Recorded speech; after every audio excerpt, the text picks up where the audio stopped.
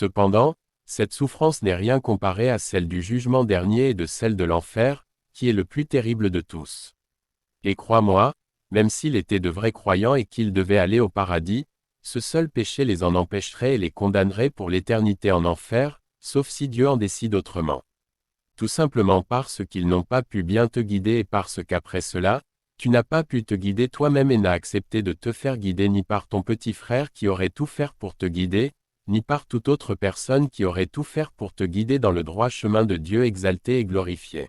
La seule solution pour te sauver toi-même de l'enfer est de réparer le tort que tes parents se sont fait à eux-mêmes et à toi, et qui risque de les envoyer en enfer, et que tu te réformes et abandonnes le mode de vie dans lequel tu es actuellement, que tu te concentres sur la recherche de la connaissance, de la bonne compréhension et de la bonne pratique de la religion de Dieu exalté et glorifié.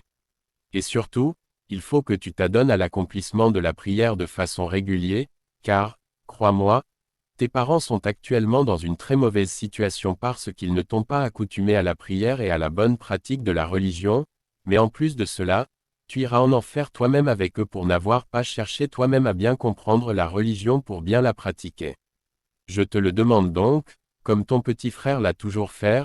pour ton propre bien et le bien de tes parents, mais aussi par amour et obéissance envers Dieu exalté et glorifié, de venir à l'islam pour de vrai et d'abandonner la mauvaise vie que tu mènes actuellement. La fille de répondre, j'ai compris. Après cela, l'imam leur permit de partir à la maison, la fille et son petit frère. Un jour, nous dit l'imam dans son prêche durant le pré-sermon, après qu'un long moment se soit écoulé sans que je ne revoie le jeune garçon et sa grande sœur qui refusaient de prier, une femme inconnue à moi et voilée comme le demande le Coran m'arrêta pendant que je marchais et dit, « Salamou alaykoum imam », je lui répondis « Wa alaykoum salam ». Puis, voyant que je ne la reconnaissais pas et la regardais comme une inconnue à mes yeux, la femme dit, « C'est moi imam. Ne me reconnais-tu plus? Je suis la grande sœur, celle qui ne priait pas, du jeune garçon qui était venu te voir à mon sujet pour que tu échanges avec moi et m'aides à sortir de la vie de débauche dans laquelle j'étais. » Alors, je lui dis, « Tu as vraiment beaucoup changé, je ne t'avais même pas reconnu. Ton apparence que tu as aujourd'hui est non seulement différente, mais beaucoup meilleure que celle avec laquelle j'étais habitué de te voir et avec laquelle je t'ai reçu à la mosquée. »